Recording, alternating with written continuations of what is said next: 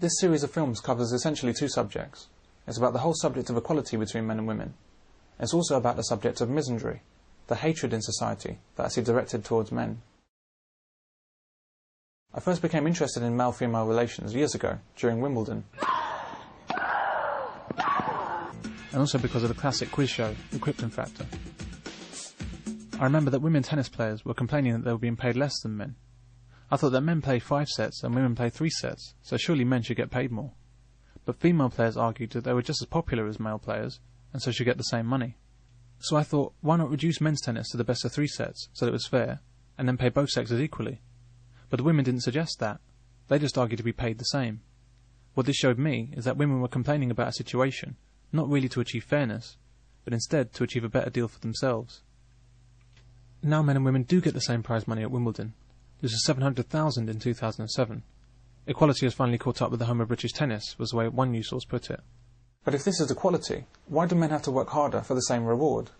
Why is it okay to discriminate against men in the amount of work they must do, but not okay to discriminate in their favour in the amount that they're paid?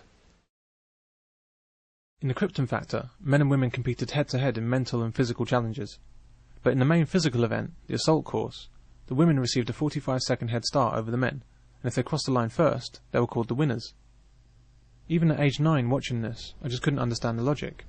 How could a man be beaten by a woman who hadn't done as well? If women couldn't compete fairly with men, why were they competing at all? This was an eye-opener for me, and I've been especially interested in male-female relations ever since. It was only in 2002 that I decided to make these films as an attempt to catalogue and explain some of what I see going on around me in society. All across television, radio, newspapers, the internet, and in government policy, I see very clear discrimination against men on an almost continual basis. Men are presented as plain bad. Men are portrayed as evil, criminal and abusive, or else pathetic and unnecessary. Men seem to be under sustained attack in the media. I'm a man, and I don't recognise myself in any of these portrayals. I also don't recognise my friends or family.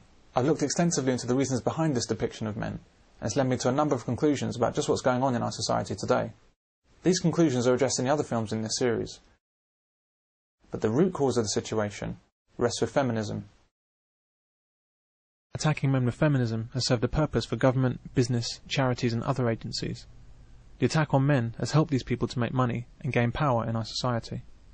Feminism has enabled men to be oppressed, it's enabled families to be broken up, and it's enabled women to be put to work. For decades, feminism has been dressed up as being about equality and liberation for women. In reality, feminism has nothing to do with women. Its true purpose has always been about enslaving us all. These films will explore some of the issues surrounding feminism. These include domestic violence, child abuse, fatherlessness, equality, health and education. I'll look at these issues, and I hope to show you something of an alternative view to the mainstream depiction you'll get on television.